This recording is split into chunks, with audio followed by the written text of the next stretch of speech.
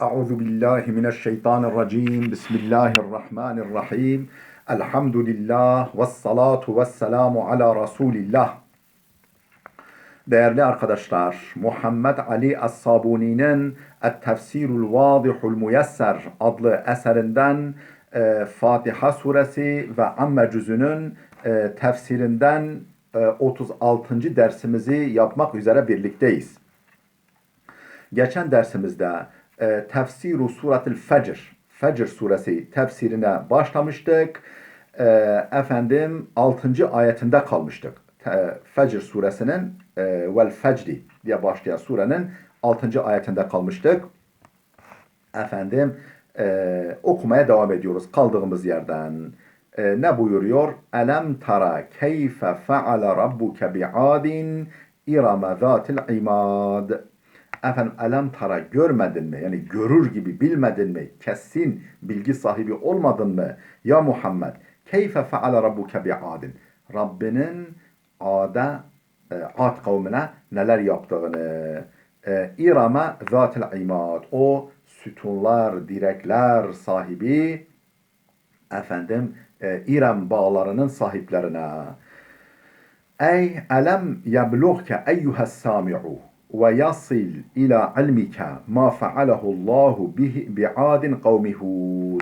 Ey yani elem yebluğke eyyuhes sami'u. Ey bu sözlerimi dinleyen dinleyici kimse. Yani başta Hazreti Muhammed olmak üzere efendim bu sözleri, bu ilahi kelamı duyan herkes yani elem yebluğke sana ulaşmadı mı? Bunun bilgisi efendim sana ulaşmadı mı? Ey dinleyici ve yasıl ila ilmike senin ilmine, senin bilgine, bilgin dahiline girmedi mi? Ne? Ma fealehu bi'adin, ma fealehu Allahu bi'adin kavmi Hud. Hud peygamberin kavmi olan Ad kavmine Rabbinin yaptığını, neler yaptığını. Ve hum adunil ula. Onlar Ad-ı ula yani birinci Ad dedikleri kavimdir. Ehlu İram, İram ehli. İram memleketinin ehli. İram yani o bağı İram diyorlar ya, İram bağları. Zatil bina'il alir rafi' el qaimi alel a'mideti dahme. Zatil bina efendim yapıları olan el alir rafi' yüksek, yüce yapıları olan efendim İram ehlidir. El qaime alel a'mideti dahme kalın kalın efendim büyük büyük sütunlar üzerinde kurulu efendim yapıların sahipleridir. Ellezine tekebberu ve tecebberu. Onlar ki büyüklendiler, efendim zorbalaştılar, zalimleştiler ve kalu mekaletehumus sefiha ve şu beyinsizce sözler sarf etmeye, laflar etmeye başladılar. Ne dediler? Men eşheddu minna kuvveten. Güç bakımından, kuvvet bakımından bizden daha ileri kim var? Bizden daha şiddetli, bizden daha çetin, zorlu kim vardır kuvvet ve güç bakımından? Bunlar hakkındaki bilgi sana gelmedi mi? Ey dinleyici, ey başta Hazreti Muhammed olmak üzere, ey efendim bu sözleri dinleyen herkes. Fakat ehlekehumullahu, Allah onları helak etti. Bir rih sarsari el-atiye, o azgın, efendim o yakıp yıkan efendim soğuk rüzgarla. Sarsarıl atiye yani karşı konulmaz, devirip geçen, yerle bir eden o soğuk efendim dondurucu rüzgarın önünde rüzgarla. Elleti lem yuhlak misluha fil bilad. Onlar öyle bir topluluktu ki benzerleri dünyada hiçbir memlekete benzerleri yaratılmamıştı. Ey tilkel kabiletu leti lem yahlukillahu mislaha. Onlar öyle bir kabileydi ki Allah onların benzerini yaratmamıştı. Fil kuvveti ve şidde ve dahametel eczam. Kuvvet bakımından, şiddet bakımından, zorluluk, çetinlik bakımından ve beden cüssesi bakımından, beden büyüklüğü bakımından dev gibi adamlar olması bakımından Allah onların benzerini yaratmamıştı. Ve semudellezine cabu sahra bil vat. Semud'a da neler yaptığını, Rabbinin neler yaptığını sen görmedin mi veya görür gibi bilmedin mi? Ve semudellezine cabu sahra bil vat. Yani cabu sahra yani kayaları oyan, kayaları yontan bil vat vadilerde efendim ne diyelim işte dağ yamaçlarında, vadilerde kayaları yontan, oradan evler meydana getiren. Semud'a da neler yaptığını sen görmedin mi? Ey elem yesma'u eyda bi kabileti Semuda kavmi Salihin aleyhisselam. Salih aleyhisselamın kavmi, Salih peygamberin kavmi olan Semud kabilesine de neler yaptığını onlar duymadılar mı? O insanlar yani duymadılar mı? Ey muhatap sen duymadın mı?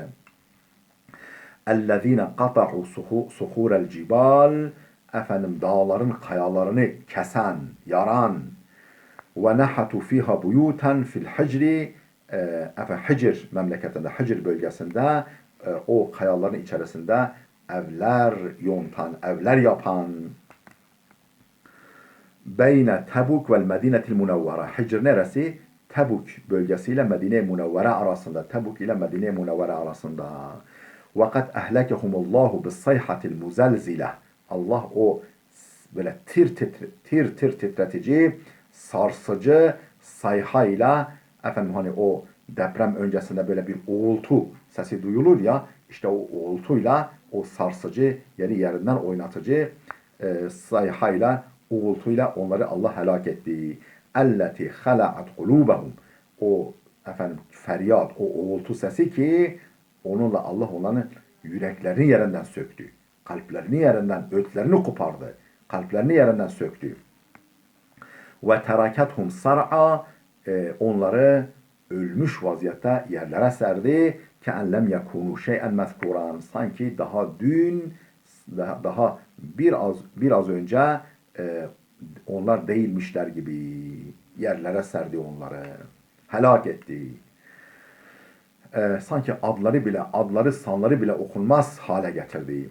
Ve ma'na cabu yani cabu sahra bil vat var yani vadilerde kayaları yaran, kayaları yontan oradaki cabu kelimesinin manası ey qata'u ve naqabu efendim yani kayaları kesen oradan o kayalardan tüneller efendim oyuklar, evler meydana getiren fakat kanu yenhitunel cibale ve yestahricuna suhura ve rihama onlar ne yapıyorlardı? Dağları yarıyorlardı. Efendim kayaları oradan kayalar çıkarıyorlardı. Büyük büyük parçalar çıkarıyorlardı. Ve ruhama mermerler çıkarıyorlardı dağlardan. Feyebitune minha el-kusura şamiha. Feyebnune minha el-kusura şamiha. Ve o kayalardan kayalar ve mermerlerle efendim yüksek binalar inşa ediyorlardı. Hem kayaların içinde hem de dışarıda büyük binalar inşa ediyorlardı. Kema kâle subhanehu nitekim Allah Celle Celaluhu bu konuda şöyle buyurmuş.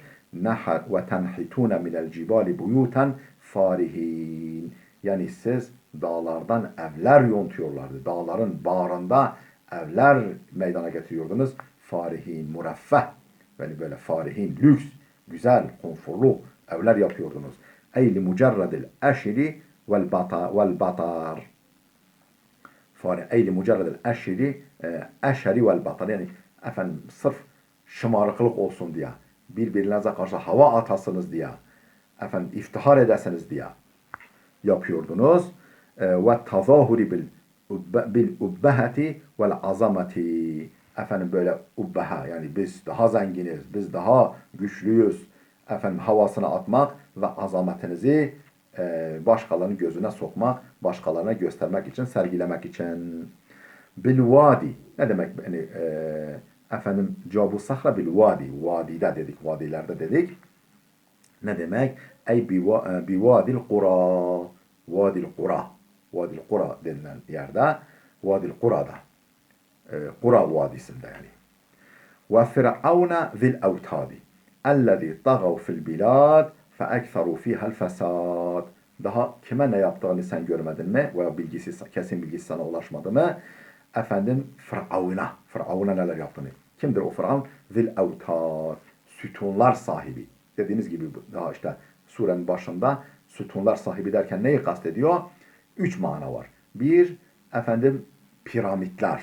böyle sütunlar gibi duran, dağlar gibi duran piramitler sahibi Firavun'a neler yaptığını sen görmedin mi veya görür gibi bilmedin mi? Bu bir. İkinci mana efendim efendim e, ordugahlar, karargahlar kuruyor, çadırlar kuruyor, askeri karargahlar. O işte sütunlarsa o çadırlarda askerleri barındırıyor. Ondan sonra çöllerde falan böyle yani büyük ordu sahibi Firavun demek bu manada var. Üçüncü mana efendim kazık çakıyor yerlere insanları kazıklara oturtuyor. Efendim kazıklı uyvuda gibi var ya hani. Ha bu işte böyle Firavun. Kazıklar sahibi Firavun. Ve Firavun zil avtad. Ellezine o Firavun derken tabii bir şahıs ama o bir kavmi temsil ettiği için ellezine o Firavun ve yandaşları ki efendim adamları ki dagav fil bilad memleketlerde azgınlık, taşkınlık göstermişlerdi. Fe ekseru fihal fesad. Orada çokça, bolca fesat meydana getirmişlerdi. Bolca insanları, varlıkları ifsad etmişlerdi onlar.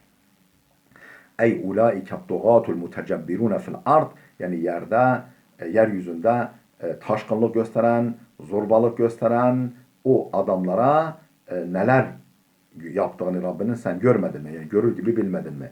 Ellezine marra zikruhum Ad ve Semud ve Fıraun ve cunuduhu efendim o kimseler ki adları geçti. Yani biraz önce kendilerinden söz edildi. Bunlar kimdi? Ad, Semud, Fıraun ve askerleri. Ellezine cavazul hadde fi zulmi ve tuğyan. Bunlar ki zulümde ve taşkınlıkta, azgınlıkta haddi aşmışlardı. Ve ekseru fil ardil fesada. Yeryüzünde fesat meydana getirmişlerdi. Efendim bil udvani vel fucuri vel asyan. Tecavüzkarlık, günahkarlık ve isyan ile yeryüzünde fesat meydana getirmişlerdi onlar. Efendim fasabbe aleyhim rabbuke savta azab. Rabbin onların tepesine azap kamçılarını indirdi.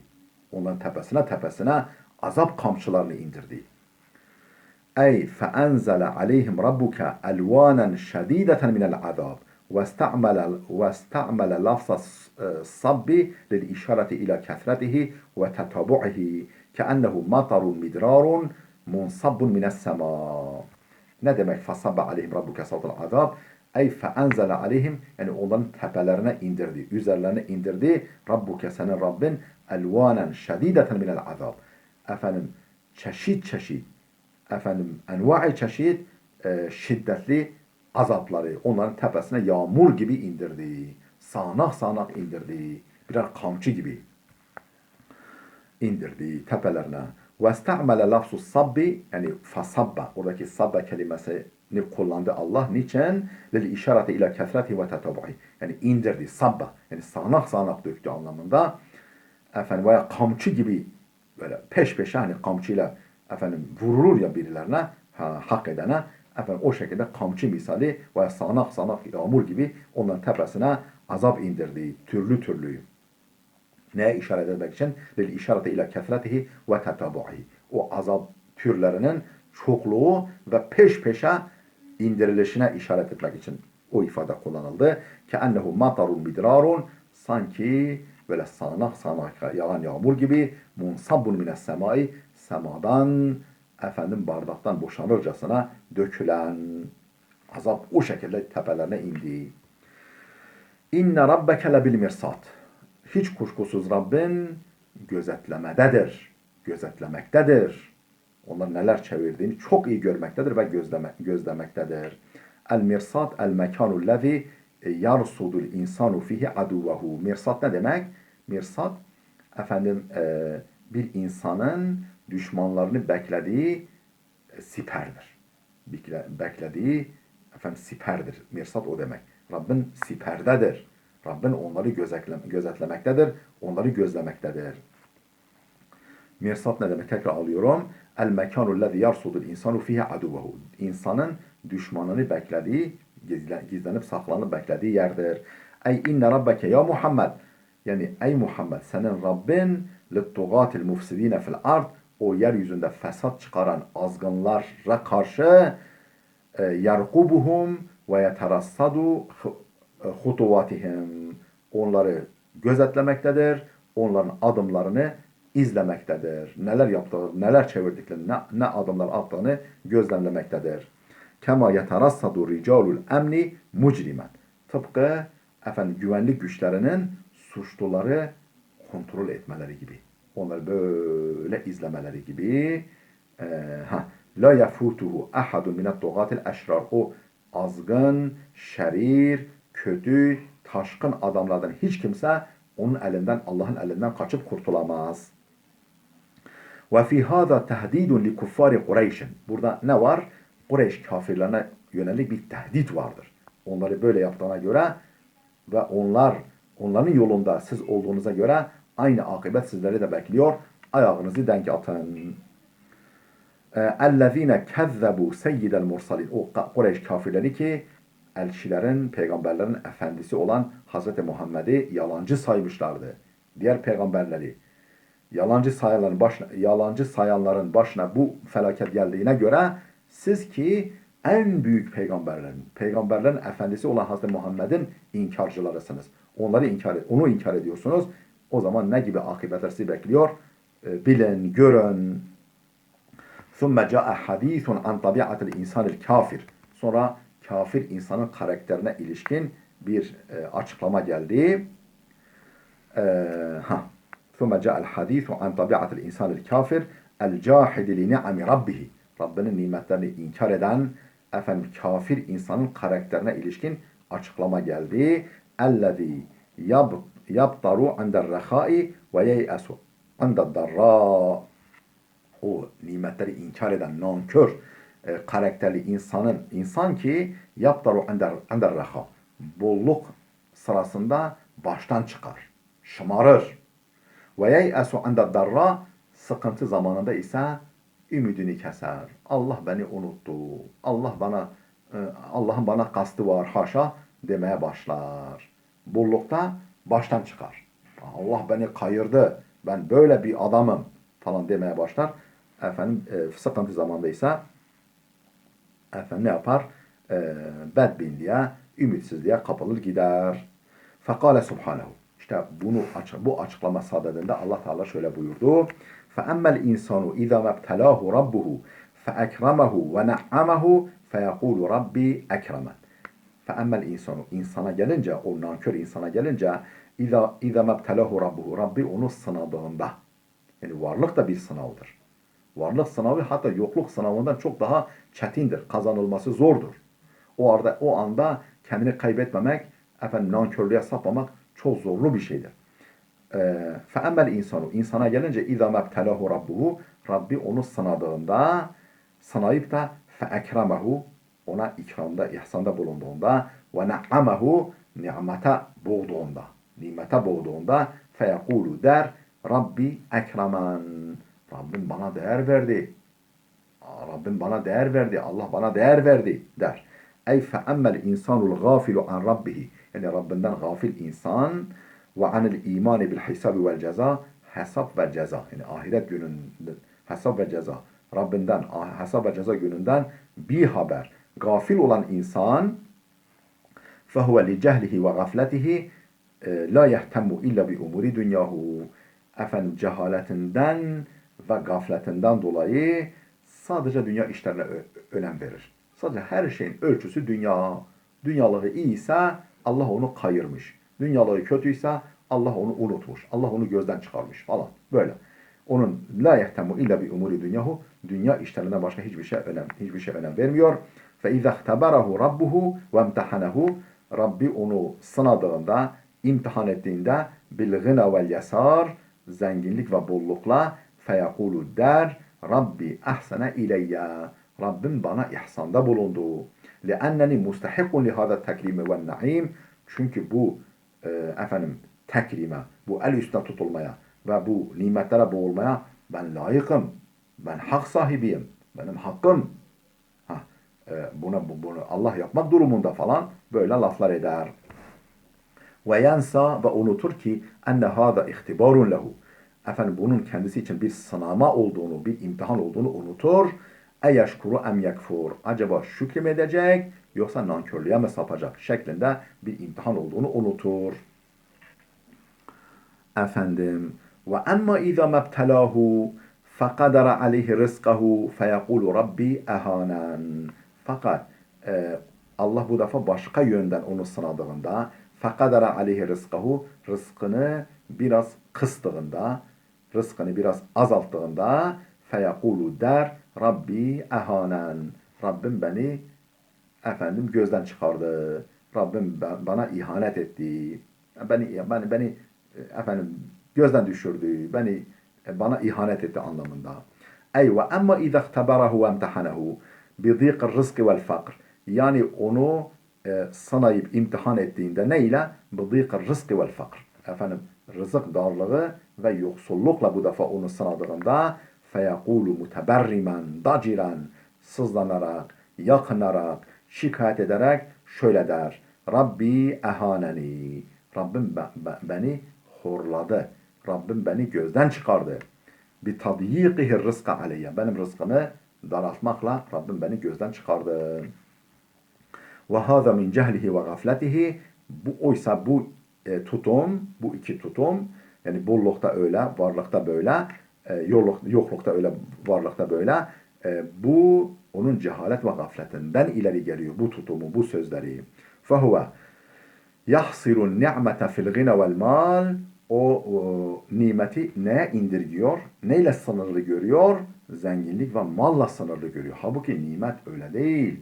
Bazen yokluk da nimettir. Ve la yanzuru ila ni'meti sahhati vel akli vel emni. Efendim mesela sağlık, akıl, güvenlik, efendim afiyet, her türlü beladan afiyet nimetlerine bakmıyor bile. Varsa yoksa dünya malı, varsa yoksa para pul. Tekrar alıyorum. Ve la yanzuru ila ni'meti sahhati. Mesela sağlık nimetine, vel akli, akıl nimetine, vel emni, emniyet, güvenlik nimetine. Ve ni'metel muafati min kulli belâin. Her türlü beladan afiyet nimetine bakmıyor bile. Ve hâzihi sıfatul kafirillezî la yu'minu bil ba'si vel nuşur. İşte öldükten sonra diriliş ve mahşere geliş. Yani ahirete inanmayan efendim kafirin niteliği, özelliği budur. Ve innema enkere aleyhi kavlehu Rabbi ekremen ve kavlihi Rabbi ehanen. Yani Rabbim bana değer verdi. Rabbim beni el üstünde tuttu. Ve kavli Rabbi ehanen. Rabbim beni efendim gözden çıkardı. Sözlerin neden Allah kınıyor? Bu söz neden kınıyor? لأنه قال الأولى أكرمني على وجه الفخر والكبر. Çünkü birinci sözü söylemesi efendim iftihar yani övünç ve kibir düşüncesiyleydi. Yani kibirleniyor. Allah bana bak, Allah bize baktı. Allah bizi kayırdı. Efendim kibir ve iftihar yoluydu o söz. Ve la ala vecih şükür. Yoksa Allah bana nimet verdi. Allah beni gördü. Efendim bana lütufta bulundu falan. Şükür düşüncesiyle değil aslında. Böyle değil. Ve kâle ehaneni. O ehaneni ifadesini Allah bizi gözden çıkardı. Allah bizi unuttu. Haşa. Niye söylüyor bu sözü? Alavaçi teşekki, yakınma, şikayet yoluyla bunu söylüyor. Ve qillatı sabri, sızlanma, sabırsızlık yoluyla bunu söylüyor. Ve lihâda ce'alehu rad'u ve zecr. İşte bunun için Allah onu böyle davranmaktan men ediyor. Efendim vazgeç diyor böyle tutumundan. Bu tutumundan vazgeç. Efendim değerli dostlar burada dursun. Videomuz oldukça uzadı. Gelecek dersimize kadar Allah'a emanet olun.